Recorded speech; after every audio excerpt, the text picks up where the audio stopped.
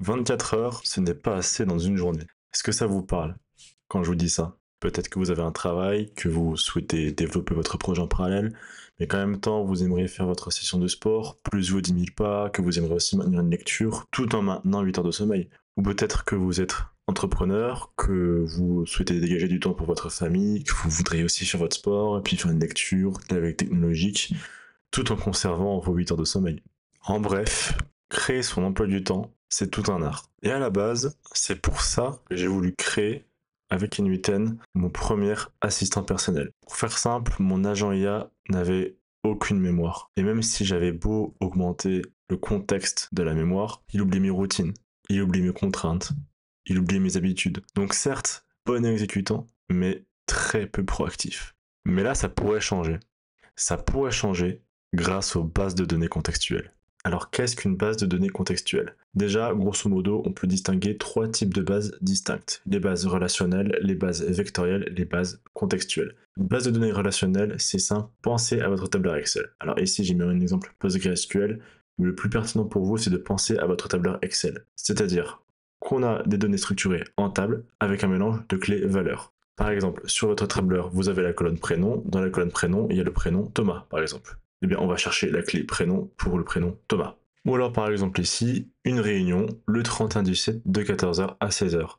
C'est structuré et c'est stocké dans une ligne dans votre tableur Excel. Les bases vectorielles, c'est bien différent. Là, on va pas chercher quelque chose d'identique, on va pas chercher quelque chose de structuré, on va plus chercher des similarités sémantiques. Là, on passe de égal à ça ressemble à. Typiquement, événement de rencontre proche. Si je dis événement de rencontre proche, on va aller chercher les sémantiques liées aux événements de rencontre. Donc ça peut être des réunions, ça peut être une session de sport collectif, ça peut être une soirée entre amis, etc. Donc relationnel, c'est égal, vectoriel, ça ressemble à. Et une base de données contextuelle, c'est un mélange entre une base vectorielle avec de la mémoire. Et cette mémoire permet de gérer les contextes dynamiques et persistants. Par exemple, imaginons, je quitte mon travail à 5h, je veux me faire une session de sport après le travail, sauf que j'ai environ 15 minutes de trajet en rentrant du travail. Eh bien, la base contextuelle va se souvenir du temps du trajet en rentrant du travail, de sorte à que chaque événement organisé après 17h soit décalé de 15 minutes. Donc, le relationnel, c'est égal à, les vectoriels, c'est ça ressemble à, le contextuel, c'est ça ressemble à, parce que. Et ça,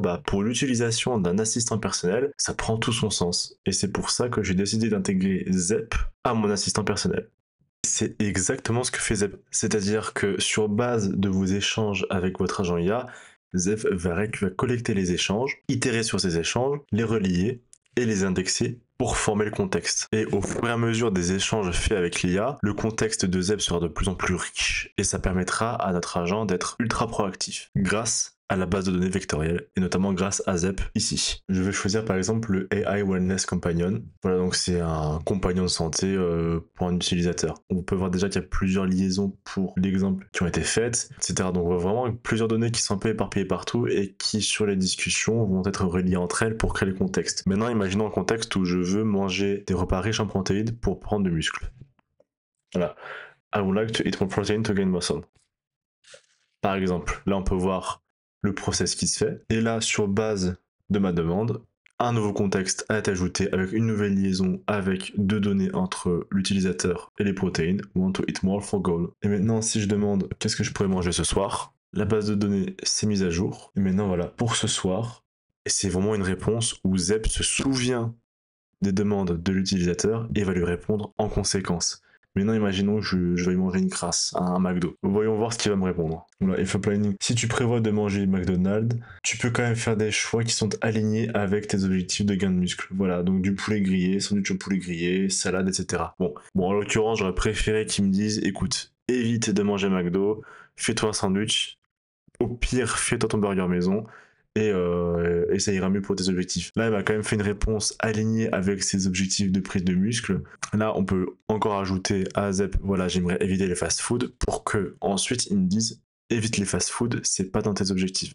C'est vraiment ça qui est intéressant, c'est d'avoir ce contexte qui est toujours en mémoire et d'avoir cette démarche proactive de l'agent IA. Place au workflow. Avant toute chose, si jamais vous désirez créer votre propre assistant personnel avec Telegram et Inuiten, j'ai fait une vidéo à ce sujet, je ne peux que vous encourager à la regarder et vous aurez déjà votre première assistant personnel. Maintenant, sur celui-ci, qu'est-ce qui a changé concrètement? C'est la mémoire. Vraiment, j'ai remplacé ma mémoire simple par une mémoire ZEP. Rien de plus à changer. N'oubliez pas de mettre votre KPI sur N8N. Et ensuite, ce qui a changé et ce qui changera encore, c'est le prompt. Qu'est-ce que j'ai fait dans le prompt? Simplement, je lui ai donné un rôle, je lui ai attribué un contexte, le profil de l'utilisateur, vraiment déjà quand même commencer à donner matière à travailler pour le prompt et pour l'agent, la philosophie de l'interaction, je lui ai demandé un mode découverte, étant donné que au démarrage de l'agent, le contexte, la mémoire ZEP sera vide, il faudra que l'agent puisse nous poser des questions pour enrichir le contexte et être davantage précis sur la gestion de l'emploi du temps. Ensuite, je lui établis un mode opérationnel, donc je insistais sur l'analyse contextuelle, la vision temporelle flexible, l'optimisation intelligente, toujours spécifier aussi les outils disponibles à l'agent, sinon il va vous dire je n'ai pas accès à Google Agenda par exemple, donc vraiment lui dire tu as accès à tel outil et à tel événement, et un peu plus technique le framework de décision probabiliste, donc c'est vraiment déterminer quelle serait la tâche la plus probable à être prioritaire par rapport à une autre. C'est vraiment dans le cas où j'ai trop de choses à faire dans une journée, que j'aimerais optimiser mon emploi du temps pour pouvoir tout faire, bon bah quels sont les événements où je dois réduire le temps, où je devrais même remplacer pour prioriser un autre. Ensuite je lui ai ajouté des comportements intelligents, identifier les créneaux sous-utilisés, proposer les regroupements. Je lui ai fait aussi une section analyse contextuelle, communication adaptative. Voilà, donc c'est avec des exemples d'interaction. Donc voilà, après le reste c'est vraiment du fine-tuner. Bon, ça reste quelque chose quand même d'assez personnel, un prompt, surtout dans le cas d'un assistant personnel. Vous pouvez reprendre celui-là, vous en inspirer, mais encore une fois, conservez cette démarche itérative lorsque vous faites votre prompt, et il faut surtout que ce prompt-là soit le vôtre. Place à la phase de test. Alors comme vous pouvez le voir déjà sur le nuage 2.zeb, j'ai bien trituré déjà l'application, j'ai bien trituré mon emploi du temps, et comme je vous l'avais dit au début, c'est qu'au départ, ici, le graphe, il est vide. Pour pouvoir avoir un agent fiable et proactif en tant qu'assistant personnel, il faut d'abord qu'on nous pose des questions et qu'on lui donne matière à travailler. Et c'est ce que j'ai fait vraiment à partir de mon Telegram, hein. Et souvenez-vous de mon prompt, je lui ai dit au départ, voilà, phase de découverte, poser des questions pour mieux comprendre la personne, entre guillemets. C'est ce que j'ai fait, donc j'ai commencé bonjour, il m'a répondu, je remarque que c'est notre première session de planification approfondie. J'aimerais comprendre ton rythme quotidien, à quelle heure commences-tu généralement ta journée, plutôt ton travail, ton niveau d'énergie, est-ce que tu es plutôt du matin ou du soir? Première question basique, il a bien pris en compte aussi mes informations que j'ai mentionnées dans mon prompt, et voilà, et ensuite bah, je réponds à mes questions, voilà, mes journées commencent, etc. Voilà, j'aimerais savoir aussi quel est ton temps de trajet domicile-travail, quelle est ta routine sportive, combien d'heures de sommeil vises-tu chaque nuit, quel est le temps minimum que tu souhaites pour un repas, etc. Au début, c'est vraiment du question-réponse, hein. Je planifie aucun emploi du temps, c'est vraiment juste prise de connaissance du personnage, on va dire, pour pouvoir alimenter justement ici ce nuage de points. En même temps, c'était l'occasion aussi pour moi de tester Grok sur N8N. Alors, pour être honnête, pour savoir configurer Grok 4, au moment où je testais le prompt, en fait, la configuration de Grok 4 n'a pas été prise en compte et j'étais vraiment sur Grok 2 qui, je trouve... Alors, en soi, il faisait le boulot, c'est juste le format du texte qui me plaisait pas. En fait, à chaque fois, bonjour, merci, bonjour, partout, et aussi des paragraphes beaucoup trop longs. Mais moi, à la rigueur, pour les paragraphes beaucoup trop longs, étant donné que j'étais en phase de configuration, soit. Mais voilà, comportement très machinesque, pas assez humain, à mon goût, très protocolaire, plutôt, alors que dans le cadre d'un assistant, j'aimerais avoir quand même quelque chose une touche humaine, en fait, quand je lui parle. Après, voilà, pour un concept, pour un premier jet, je trouve que c'est quand même assez satisfaisant. Donc ici, je veux pas non plus rentrer dans les détails. Là, je suis vraiment dans la prise de questions. J'ai déjà commencé à mettre en place mon emploi du temps ici.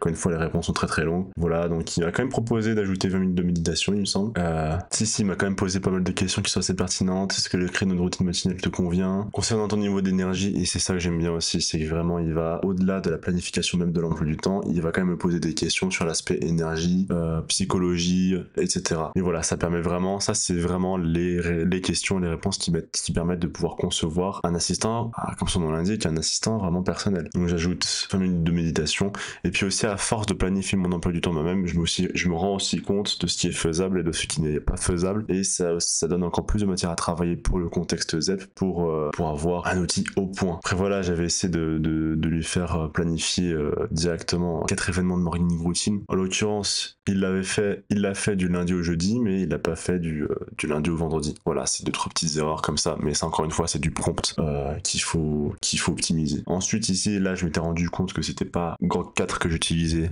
mes Grok 2. Je suis passé sur du GPT-04 mini qui là m'a fait de la merde, hein, on va pas se mentir. Bon, c'est pas qu'il m'a fait de la merde, mais il était plus pas adapté en fait à ce genre de tâches. C'est-à-dire que là on est encore beaucoup plus dans le protocolaire, on voit que c'est un modèle qui est assez léger, ce que là, maintenant, il me met, voici ton emploi du temps, voici tes propositions, remarque, voilà, et à chaque fois que je lui posais une question, il était toujours dans ce protocole du, voici ton emploi du temps, les remarques.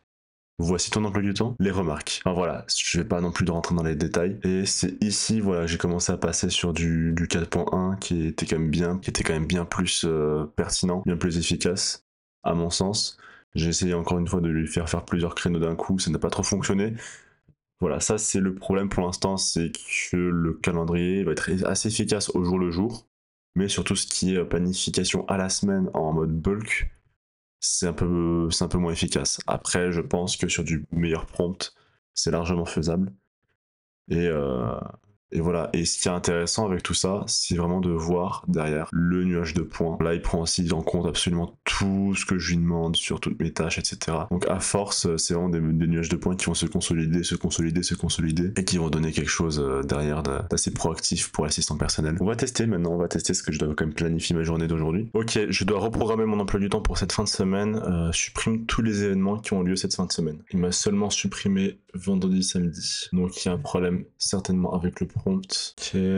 Alors j'ai modifié le prompt, outil disponible, au lieu de mettre chaque outil de manière distincte, j'ai plutôt mis bon bah tu as accès à Google Calendar pour gérer l'emploi du temps de l'utilisateur, tu pourras créer, modifier, lire et supprimer un ou plusieurs événements. Peut-être que cette sémantique ira mieux, je sauvegarde, je réessaye. Supprime tous mes événements de cette fin de semaine à partir de demain. Voilà, ok, là c'est bon, on m'a supprimé tous les événements. À partir de demain, mercredi inclus, dimanche ont été supprimés, tu repars avec page blanche pour chacune de tes journées, tu peux désormais planifier selon tes véritables priorité, sans surcharge ni conflit caché. Ok, maintenant, place à l'emploi du temps de cette fin de semaine. Cette fin de semaine, je dois planifier mon travail sur ma prestation à raison de 3 heures par jour, de mercredi à vendredi. Je dois aussi monter ma première vidéo, tourner une deuxième vidéo, faire mes 3 séances de sport dans la semaine, et tout en maintenant mes 8 heures de sommeil. Et voilà. Ok, c'est pas mal. Ok, mercredi à vendredi, 7h15 séance de sport, 9h-17h CDI, 17h30, 20h30 prestation, 20h45, 22h montage vidéo, sommeil. Résumé par journée type, matinée sport, fin d'après-midi prestation, après-dîner création de contenu, nuit sommeil protégé. C'est pas mal, franchement je dois dire c'est pas mal. Déjà mes contraintes ont été prises en compte, sans que j'ai précisé dans le message où je dois travailler durant la semaine. La réponse est assez longue quand même, peut-être proposer des réponses plus courtes si on a moins de temps, par exemple, pour planifier, ou qu'on a besoin peut-être de replanifier ou d'avoir une urgence et devoir modifier un peu à la dernière minute. Mais voilà, c'est déjà pas mal, c'est déjà un bon début. Maintenant, ce que j'aimerais, ce serait d'avoir des séances de sport plus éparpillées sur le week-end et de préférence le soir ou le temps de midi. Ouais, il n'a pas pris en compte mon temps de repas. Par contre, voilà, il m'a vraiment fait un battement de 15 minutes entre la prestation et le montage vidéo. Je voudrais aussi idéalement avoir une demi-heure pour le temps de repas, même si voilà, là j'ai vraiment fait exprès d'avoir un programme surchargé pour voir comment on peut gérer ça. J'aimerais planifier 2 séances de sport en semaine, une séance de sport le week-end. Concernant le montage vidéo, il pourrait tenir en une soirée, je l'espère, mais sinon, en fonction du temps qu'il me reste, ou en fonction du montage qu'il me reste à faire, 2 soirées.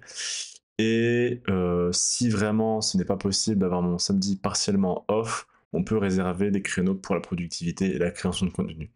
Maintenant, j'aimerais aussi avoir des temps dédiés pour mes repas. C'est un non négociable, surtout tous les soirs. J'ai vraiment fait un message vocal long, donc ça peut être intéressant de voir comment il va me répondre et comment il va traiter la demande. Ok, il m'a répondu, bon, les réponses sont vraiment très très longues, ça va falloir que je modifie ça aussi sur l'agent. 2 séances de sport en semaine, après le travail, une séance de sport le week-end, montage prévu sur une soirée jeudi, fractionnable sur une deuxième si besoin, temps de repas sanctuarisé chaque soir, minimum 30 minutes, idéalement 20h15. Le travail, toujours pris en compte, la prestation de 17h30 à 20h30, le sport, le repas, ouais, c'est assez tard, le sommeil. Ensuite, il me fait la même planification ici, même planification le vendredi, et il n'a pas tenu compte de mes sessions Miracle Morning. Bon, c'est tiré d'un livre, un Miracle Morning, mais dédié 1 heure le matin au lever pour une activité justement qui est productive avant d'aller au travail. Je vais lui spécifier ça aussi pour voir un petit peu comment il va me répondre. Parce que je peux pas profiter du matin aussi avant d'aller au travail pour faire mon montage vidéo. Et l'heure du repas est assez tardive, j'aimerais quand même la faire un peu plus tôt, quitte à travailler un peu plus tard le soir. Très bonne idée, utiliser les matins peut t'offrir un vrai coup de boost. Montage vidéo le matin, repas du soir avancé, ajustement des séances de sport. Bon, là il y a vraiment un conflit entre le repas et le sport, parce que bon, généralement faire du sport après manger, c'est pas la meilleure des solutions.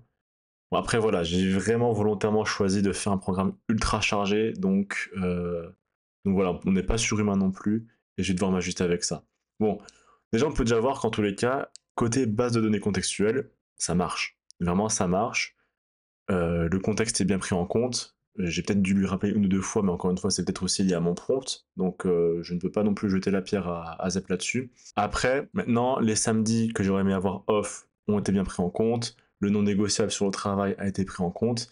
Et maintenant, voilà, dès que je lui pose des questions, je n'ai plus à chaque fois à lui répéter mes besoins, etc. Je valide, vas-y, planifie ça sur Google Calendar. Et ça marche du feu de Dieu. Ça marche du feu de Dieu, je dois dire, hein. Vraiment, j'ai mon montage vidéo, j'ai ma prestation, j'ai mon sport. Alors voilà, de mon côté, j'irai quand même revérifier le sport. Bon, il m'a même sanctuarisé carrément le repas du soir. Bon, peut-être aller un peu trop fort sur le repas du soir. Mais oui. Bah oui, donc définitivement, au lieu d'être très précis sur les outils et juste dire, bon, bah tu as accès à Google Calendar pour modifier les événements, c'est assez génial. Ah, je vois qu'il n'a pas rempli le mercredi par contre, mais il a rempli samedi. Bon, voilà, encore une fois, c'est un problème de temps là-dessus.